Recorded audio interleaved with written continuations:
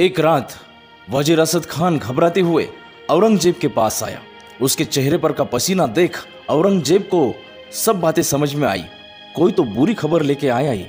असद खान कहने लगा, हुजूर, रामसेस पर का वो बूढ़ा मराठा सरदार सूर्याजी ज़ेदे पीछे हटने के लिए तैयार ही नहीं।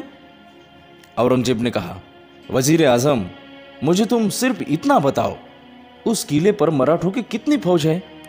असद खान ने कहा, होगी 600-1000 के करीब, और किले के पास अपने सिर्फ 6000 सैनिक हो गए। औरंगजेब ने अपनी तीखी नजर असद खान पर रोकते हुए कहा। असद खान शर्म के मारे नीचे देखते हुए कहने लगा, गुस्ताखी माफ हुजूर, 6000 नहीं, जरा ज्यादा ही है, हो गए 35-40 हजार। औरंगजेब का गुस्सा बढ़ गया। एक मामूली किला और इतनी बड़ी फौज। जहां पना किला मामूली नहीं, बहुत पुराना, चढ़ाई करना बड़ा मुश्किल है वहां पे। वहां की मराठी फौज और वो मराठा सरदार सूर्याजी ज़ेदे बहुत ही हठेला है। हमारे सैनिक उन पर तोहफे दाग रहे हैं, रस्सी बांधकर चढ़ाई की कोशिश कर रहे हैं, पर ऊपर से मराठे पत्थरों की बौछार करते हैं। पत्थर? कैसे है ये मराठे पत्थरों से खेल रहे हैं? हाँ हुजूर, बड़े अलग किस्म के हैं ये मराठे। उनके पास तोहफे नहीं है, लेकिन फिर भी ऊपर से तोप गोले बरस रहे हैं हम पर। औरंगजेब चिल्लाया, वजीर आजम, आपकी दिमागी हालत ठीक है कि नहीं? पागलों जैसी बातें मत करो। मराठों के पास तोहफे नहीं और ऊपर से तोप गोले कैसे बरस रहे? क्या कहना क्या चाहते हो तुम? अच्छा जाने दो, हमारे कितने आदमी मारे गए?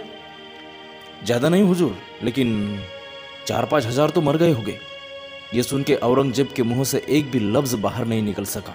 वो मन ही मन में विचार करता रहा, किले पर मराठे सिर्फ 600, किले के नीचे अपने सैनिक कितने? 35 से 40 हजार, फिर भी अपने ही 4-5 हजार मर गए। क्या हो क्या रहा है रामसेज पर? मराठों के मुल्क में काम करने वाले उसके जासूस के कुछ गुप्त संदेश औरंगजेब को मिलते रहे। उसका पुत्र शहजादा अकबर और संभाजी महाराज की दोस्ती दिन ब दिन बढ़ती जा रही थी। संभाजी अकबर को और दुर्गादास राठौड़ को भी अपने साथ युद्ध पर लेके जाता है। ऐसा औरंगजेब को जब मालूम पड़ा तो वो बहुत ही हैरान हुआ था। सिर्फ 40 बरस के शिवाजी का वो 23 बरस का लौंडा संभा इतना तकलीफ देगा, ये औरंगजेब ने कभी सोचा भी नहीं था। रोज शिकस्त की वार्ता सुनते सुनते वो हैरान हुआ था।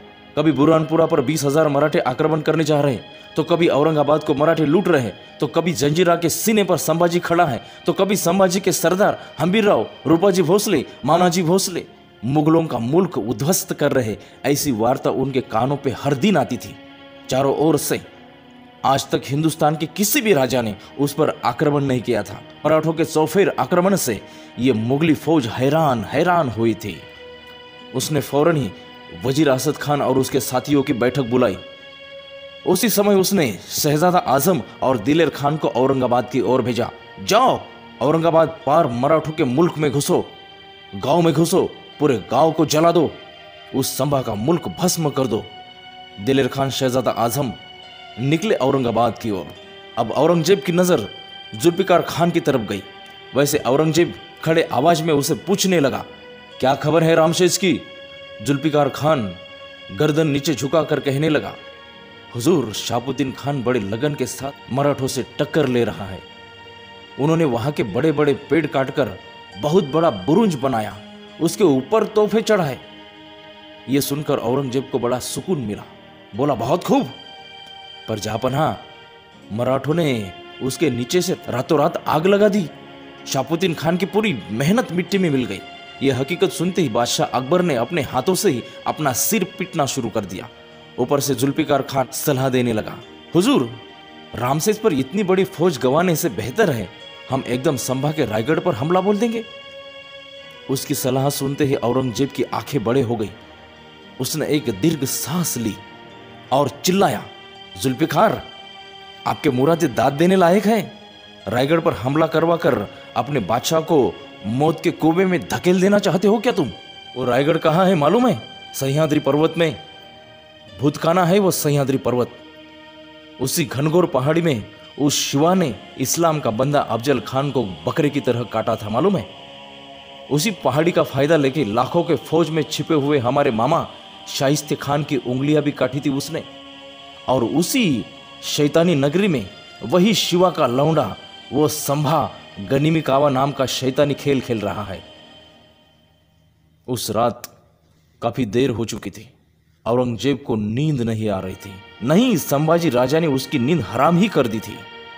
औरंगजेब संभाजी राजा को याद करते करते रात भर तड़पता रहा, तरसता रहा।